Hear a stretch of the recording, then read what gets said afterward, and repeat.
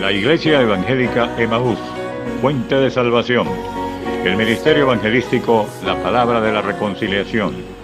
Y el Instituto Bíblico Seminario Teológico Emaús te invita a escuchar por esta tu emisora la Palabra Diaria con el pastor y maestro Berry Chaviedo.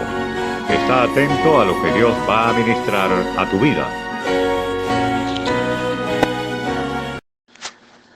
Dios les bendiga, reciban un cordial saludo en el nombre de nuestro Señor y Salvador Jesucristo y de su servidor, el pastor Berry Chaviedo, que tiene el privilegio y la bendición de parte de Dios de compartir la palabra diaria hoy. Vamos a continuar nuestro estudio en el libro de Apocalipsis, en el capítulo 1, e iremos avanzando conforme el Señor lo permita. Hemos dicho que este es un libro maravilloso, es un libro también enigmático para muchos. Es un libro que se ha prestado para las más sesgadas interpretaciones, de tal manera que se le ha dado un significado que en muchas ocasiones no ha sido el correcto. Pero queremos interpretarlo a la luz del Espíritu Santo y justamente para los momentos que vivimos en la actualidad. Guiados por el Señor, le invito a que me acompañe en este maravilloso estudio. Leo los primeros versículos del capítulo 1 en el nombre de nuestro Señor y Salvador Jesucristo. La revelación de Jesucristo que Dios le dio para manifestar a sus siervos las cosas que deben suceder pronto, y la declaró enviándola por medio de su ángel a su siervo Juan, que ha dado testimonio de la palabra de Dios y del testimonio de Jesucristo y de todas las cosas que ha visto.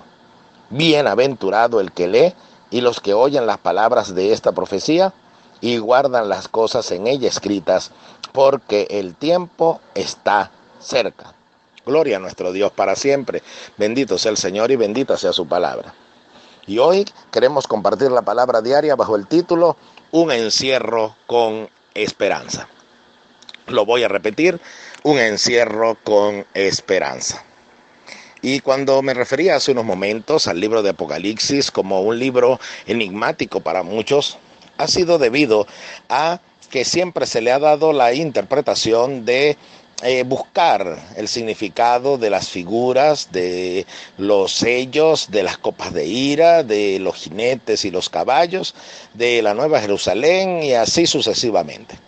Pero ocurre que hemos visto en el transcurso de nuestro estudio de la palabra diaria que debemos tener en cuenta algunos principios básicos para la interpretación no solo de este libro, sino de todas las Sagradas Escrituras. Así que espero que si usted nos oye por primera vez pueda obtener las herramientas necesarias para una correcta interpretación bíblica. Repito, no solamente del libro de Apocalipsis, sino de la Biblia entera. Si ya nos ha oído y ha seguido estos estudios, entonces le servirá de refrescar el conocimiento y avivar el poder entender a la luz de la palabra de Dios lo que Él nos ha revelado. Hemos dicho que tenemos que comprender cuando leemos un texto que todo texto bíblico, todo versículo de la Biblia tiene un significado dual. Tiene un contenido temporal y tiene un contenido trascendental. El contenido temporal, lo hemos dicho y lo reitero hoy, se refiere a las personas o persona que originalmente tenía como destinatario el libro, la epístola o el texto que estamos estudiando. Originalmente fue dicho a alguien. Y el saber la condición que esa persona o nación o pueblo vivía en aquel entonces me va a servir para poder entender el mensaje trascendental, que es ese mensaje que llega hasta nosotros hoy y que sigue hablando nuestras vidas y continuará hablando nuestras vidas hasta el tiempo del fin. Ahora, cuando tomamos en cuenta esto, también acabamos de estudiar que es necesario comprender el tipo de lenguaje que tengo frente a mí en el texto bíblico. Hay un lenguaje literal, hay un lenguaje figurado y hay un lenguaje dual. Ya hemos dicho que el lenguaje literal se refiere a tal cual como lo estoy leyendo. Principalmente en las historias contemplamos mucho que se nos está dando una enseñanza o un mensaje de forma tal cual como la estamos leyendo. Pero también hay un mensaje a través del lenguaje figurado, donde las palabras entonces van a tener un significado mucho más amplio y profundo y de índole espiritual que las que estoy leyendo. Entonces es por ello que necesito la guianza del Espíritu Santo, porque me conseguiré con estos lenguajes y también me conseguiré con aquellos textos o pasajes donde el lenguaje es de tipo dual, es decir, que es tanto literal como figurado. Estos principios básicos los hemos estado estudiando y ha sido de gran bendición. Hoy queremos enfocarlo bajo este tema, un encierro con esperanza, porque recordemos lo que hemos estado hablando.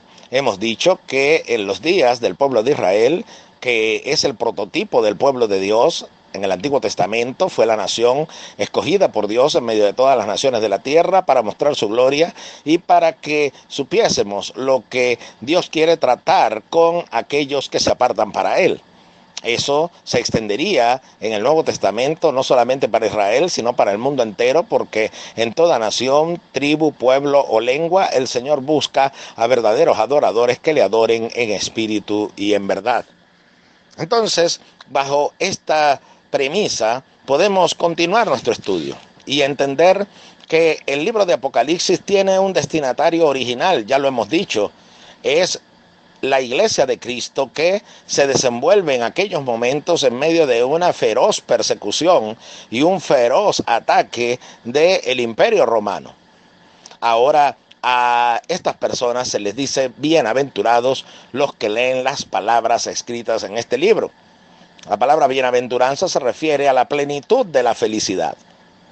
Y es que el mensaje de Apocalipsis es un mensaje de esperanza. Óigalo bien. Lo voy a repetir con calma. El mensaje de Apocalipsis es un mensaje de esperanza. Y usted dirá, pero ¿cómo es eso? Si allí es donde se encuentran los juicios de Dios, se encuentran cosas que realmente son terroríficas, son atemorizantes. De tal manera que cuando se habla de caos, entonces se dice que se está utilizando un lenguaje apocalíptico. Porque cuando leemos el libro nos conseguimos con figuras que allí están que representan la ira de Dios enviada al mundo pecaminoso. Pero sucede que algo es maravilloso que nosotros entendamos y comprendamos. Sucede que en la palabra diaria anterior estábamos hablando acerca de la voluntad absoluta y de la voluntad permisiva de Dios. La voluntad absoluta cuando plenamente nos movemos en la dirección, sentido, orientación que el Señor quiere. Eso es lo que debería hacer todo hombre y mujer espiritual, porque la palabra de Dios dice que los que son guiados por el Espíritu de Dios, estos son hijos de Dios. Entonces cuando vamos en la dirección y a la par con Dios, entonces no tenemos nada que temer porque se presentarán dificultades en el camino, adversidades en el camino, persecuciones en el camino, pero sin embargo triunfaremos en ese camino, porque nos estamos moviendo en la voluntad absoluta de Dios. Ahora también debo comprender que hay una voluntad permisiva. Y es cuando el hombre creado a la semejanza de Dios tiene la capacidad de poder decidir. Y es por eso que el hombre decide su destino eterno. Si ha de estar en la presencia y comunión con Dios o ha de estar en la vergüenza y confusión perpetua. Separado de Dios y ajeno a las promesas de Él. Eso es una decisión que debemos tomar acá en nuestra vida. Y toda decisión trae consecuencias. Si una decisión es buena, si usted se mueve en la voluntad de Dios, dice que es agradable y es perfecta, entonces la bendición de Jehová es la que enriquece y no añade tristeza con ella. Entonces usted podrá disfrutar una vida plena en el Señor. Pero si usted y yo nos empeñamos en vivir de acuerdo a nuestra antigua manera de vivir, que es permitiendo que nuestros impulsos, raciocinios, deseos, pensamientos, sean quienes nos conduzcan y no el Espíritu de Dios, entonces voy a tener consecuencias también. Y esas consecuencias van a ser sufrir, como cuando trato de caminar en medio de la oscuridad en terrenos peligrosos, estoy expuesto a las caídas, a los golpes, a los rasguños, y es por ello que la vida cristiana para algunos se vuelve tan difícil. Y es que se vuelve tan difícil cuando no queremos andar a la par con el Señor, porque Él dijo que mi yugo es fácil y ligera mi carga. Y un yugo era la herramienta que se utilizaba, el instrumento de trabajo que utilizaban los bueyes para realizar su labor. Y cuando nosotros cumplimos con la labor que Dios nos ha encomendado, pero en el yugo de Él, en armonía con Él, siguiendo su voluntad absoluta, entonces tendremos paz. Y veremos que su yugo es fácil y ligera es su carga porque no nos movemos en nuestra propia fuerza. Pero se nos vuelve el camino agobiante cuando caminamos, andamos y luchamos bajo nuestras propias fuerzas. Estas son verdades fundamentales en la vida práctica del creyente. Pero acá se me está diciendo que son bienaventurados los que leen y los que oyen las palabras de esta profecía. Es decir, que usted y yo también podemos ser bienaventurados. Podemos alcanzar la plenitud de la felicidad aún en medio de la tribulación.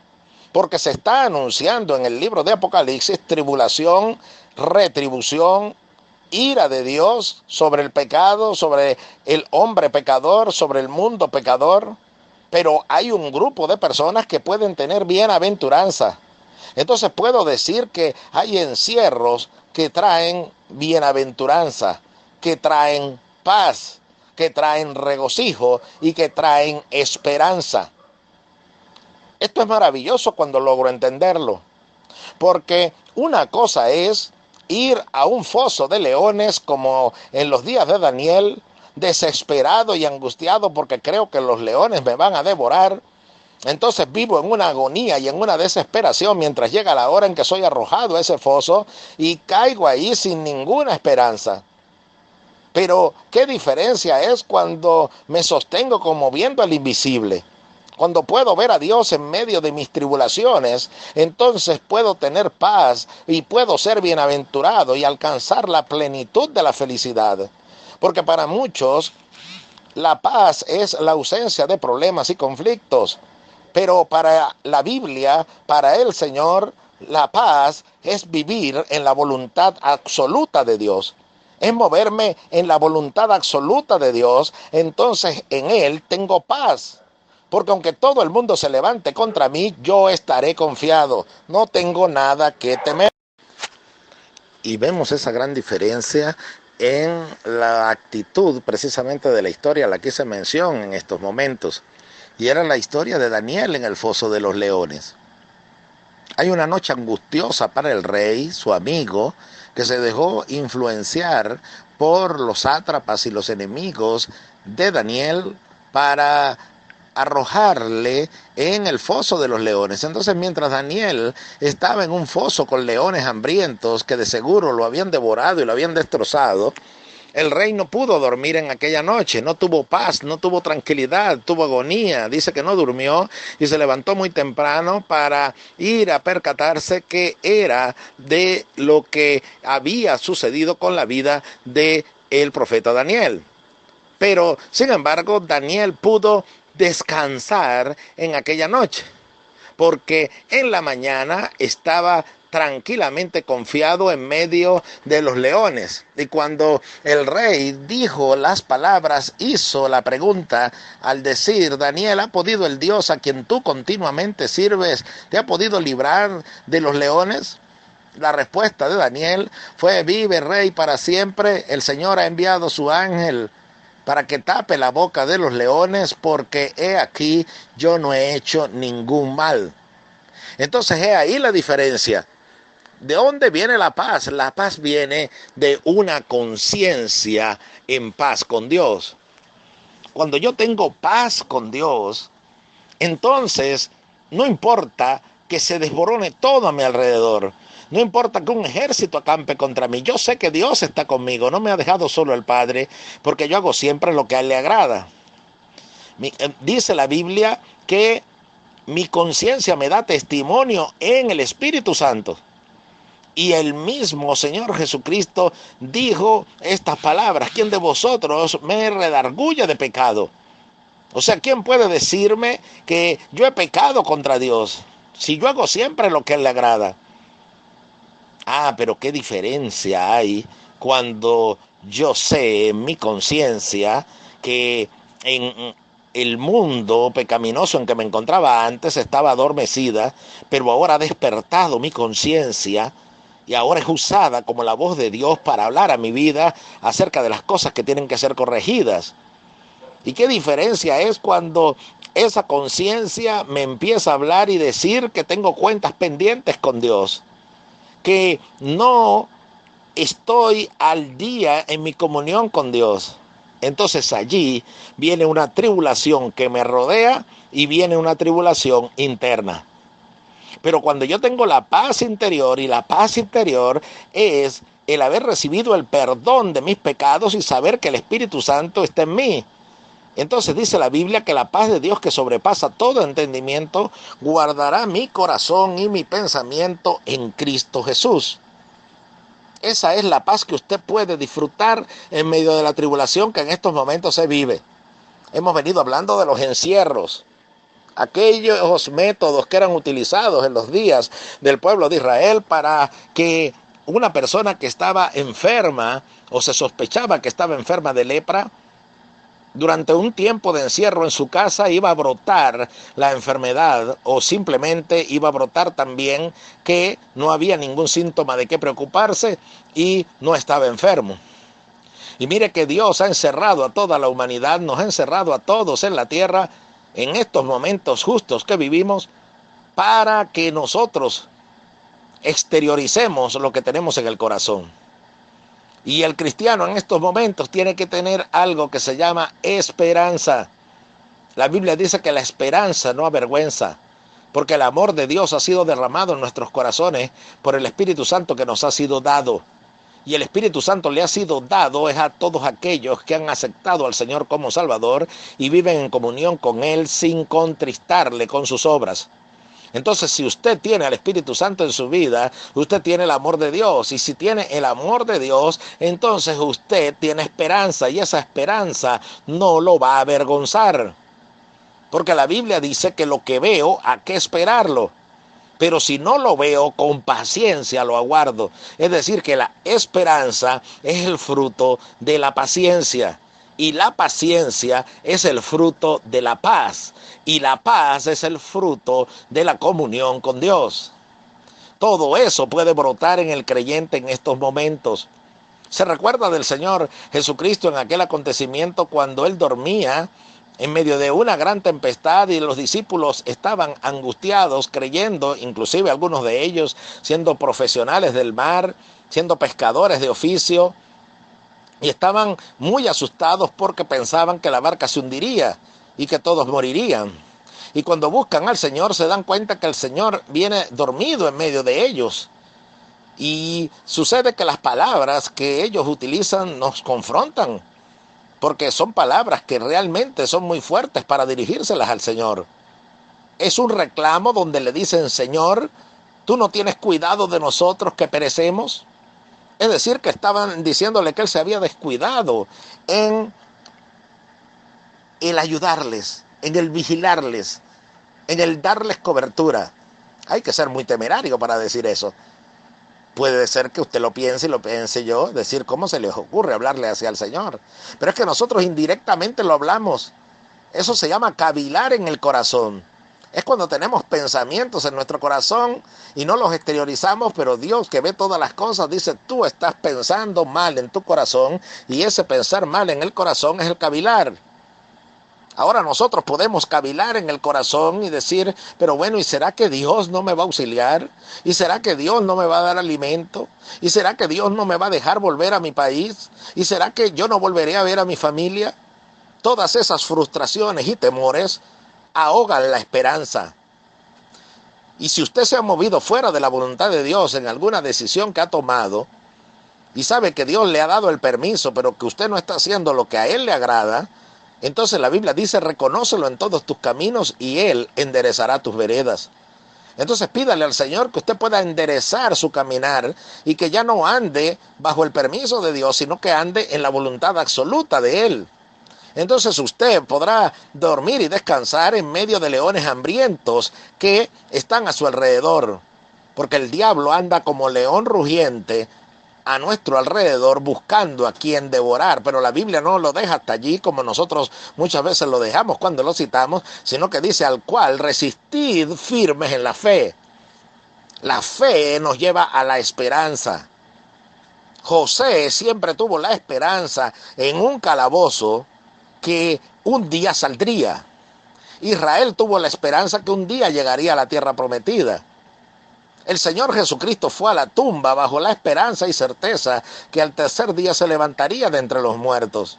Y usted y yo vamos a los encierros de Él, a situaciones como estas que vivimos, y mientras el mundo corre de acá para allá, dice la Escritura, entonces los entendidos entenderán. Los entendidos sabrán que la soberanía de Dios sigue estando gobernando toda la historia y que esto no está fuera del control. La barca parecía fuera de control, pero el Señor estaba en la barca. Y le tengo noticias, el Señor está con nosotros todavía. El Señor está en esta tierra todavía, porque mientras la iglesia esté acá, el Espíritu Santo está acá. Por eso dice que ya está en acción el misterio de la iniquidad. Ese ministerio de iniquidad ya está en acción. Pero hay quien al presente lo detiene, hasta que el que lo detiene sea quitado de en medio. Y entonces se manifestará aquel inicuo, a quien el Señor matará con el espíritu de su boca. Por supuesto que está hablando del anticristo, pero no se puede manifestar toda la maldad en su plenitud, porque hay quien lo detiene. ¿Y quién lo detiene? La iglesia que está acá.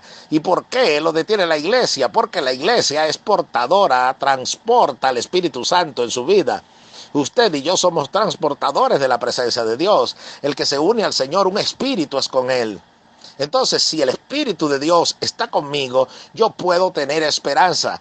Yo puedo tener la certeza de que esto va a pasar. Entonces voy a donde comenzamos. Este mensaje estaba dirigido a una iglesia siendo perseguida atrozmente por el Imperio Romano. Pero le está diciendo, ustedes tienen esperanza porque Dios los va a librar. Y siempre tiene que pensar algo. Y con ello quiero cerrar la palabra diaria de hoy. Es que yo siempre tengo que ver la esperanza como algo no muy lejano, sino que tengo que vivir de acuerdo con Dios. ¿Y cómo es el acuerdo con Dios? El acuerdo con Dios es en un eterno presente.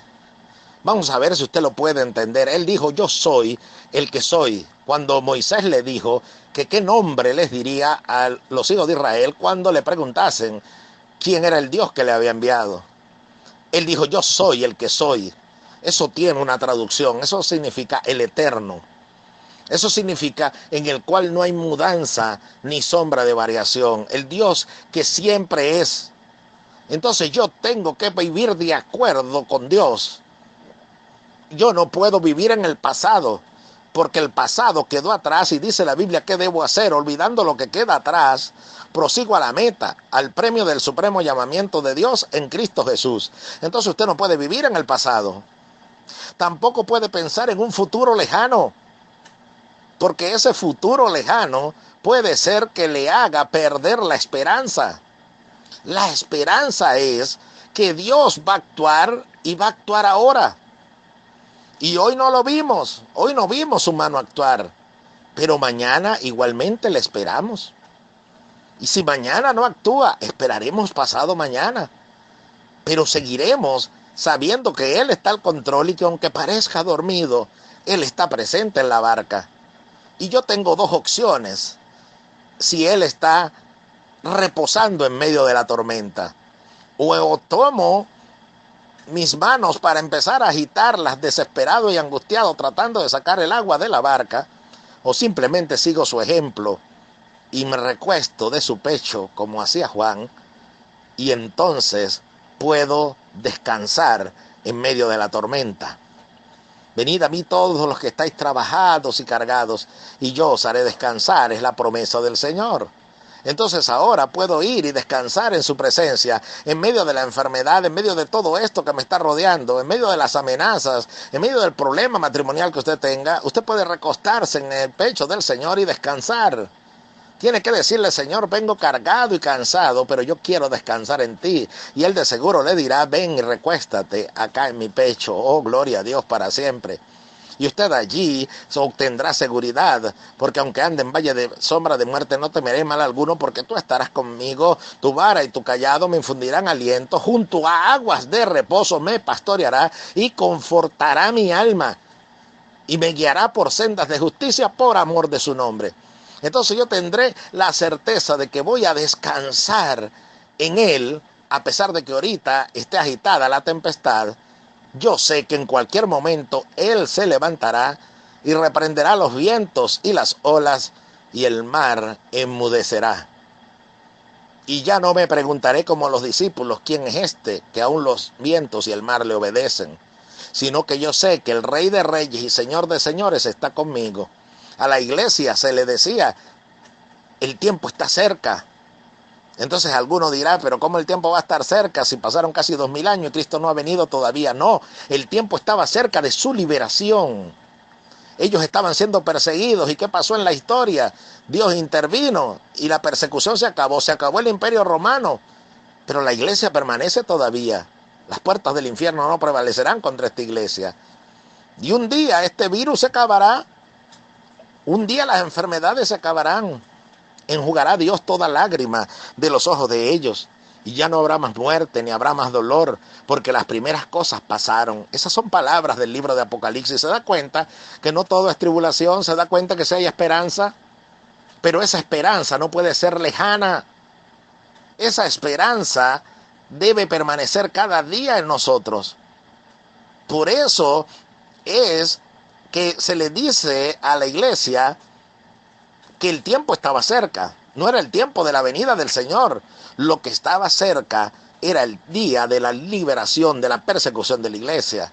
Y yo tengo que guardar la esperanza que está cerca el día en que mi esposo inconverso, mi esposa inconversa se va a convertir, que mis hijos se van a convertir, que mi país va a ser bendecido por Dios, que las pestilencias se acabarán y la gloria de Dios resplandecerá, que el avivamiento se levantará en la iglesia que ahora está pasando por los momentos de la tribulación.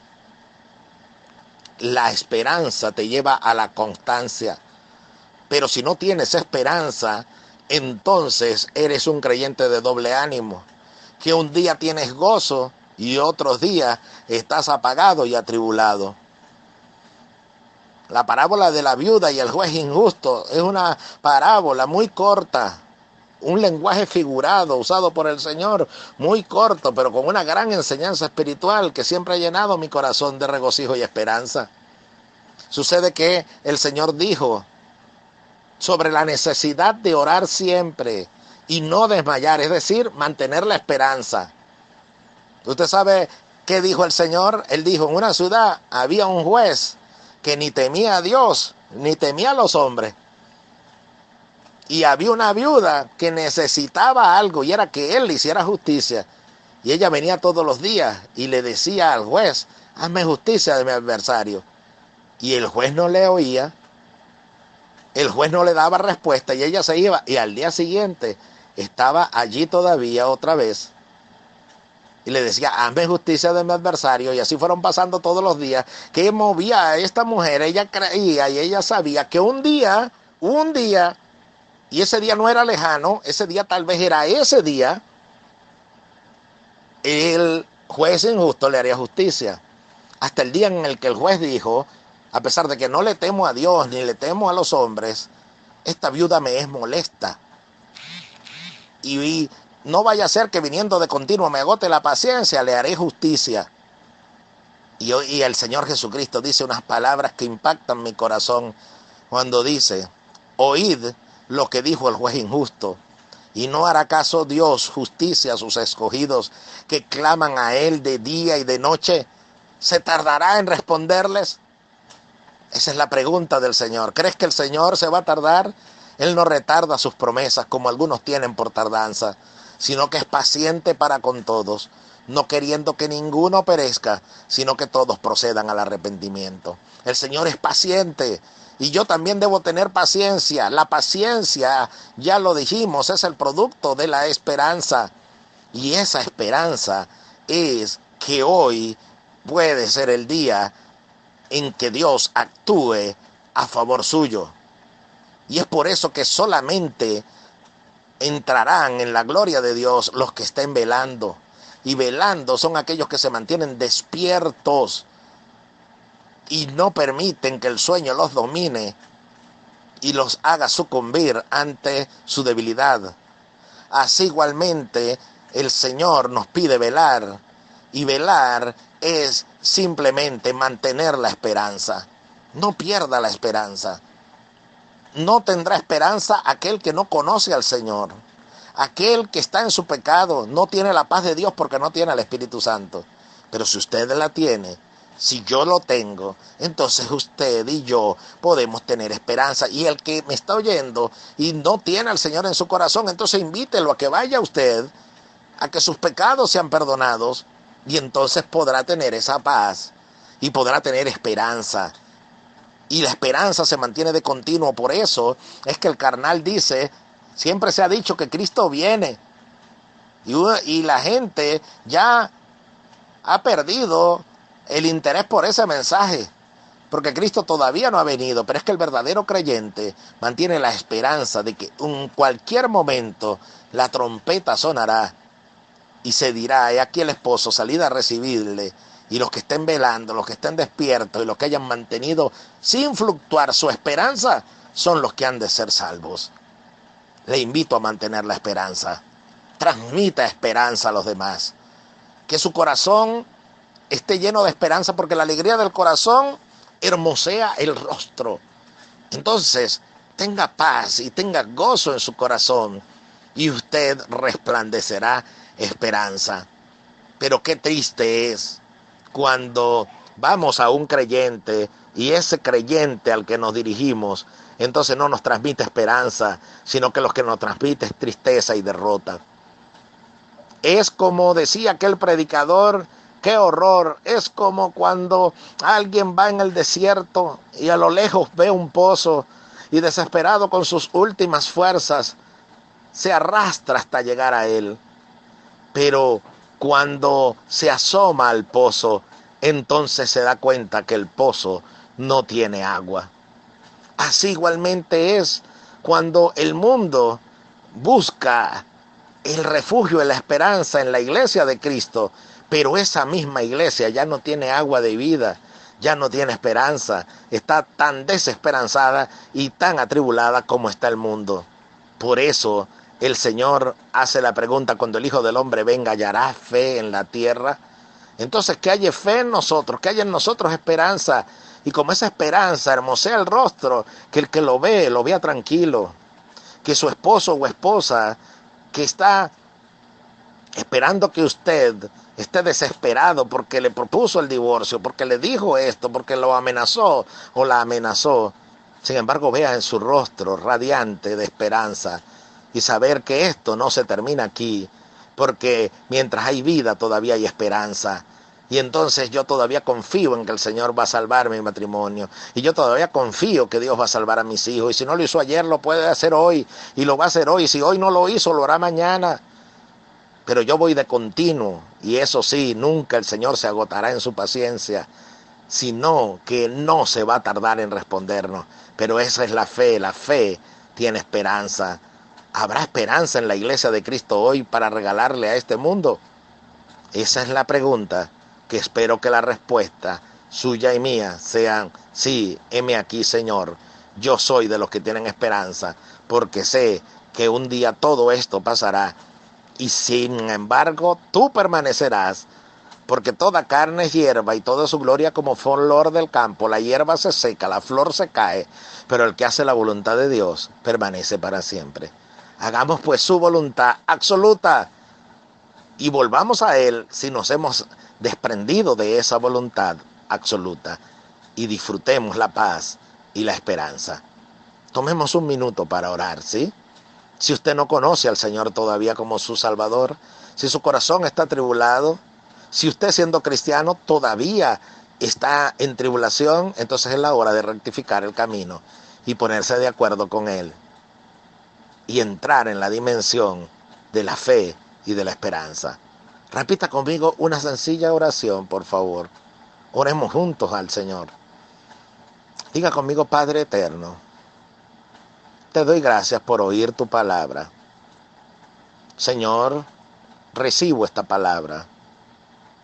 Quiero mantener la esperanza, aunque todo se hunda a mi alrededor. Tú estás conmigo. Te invito a que entres a mi corazón, lo llenes de paz, lo llenes de esperanza, por medio de tu Espíritu Santo. Yo no puedo, Señor, con mi fuerza, pero tú sí puedes. Límpiame de todo pecado y permite que tu alegría sustituya mi tristeza y que tu esperanza sustituya mi desesperación y tristeza. Que desde hoy experimente tu paz, la cual sobrepasa todo entendimiento. En el nombre de Jesús. Amén. Gracias por compartir la palabra diaria de hoy y le invito a, en medio del encierro, mantener la esperanza. Que Dios le bendiga. Para mí, el pastor Berry Chaviedo, un privilegio haber compartido la palabra diaria de hoy, y nuestra cita es para la próxima palabra diaria, que sé que seguirá siendo de bendición para nosotros.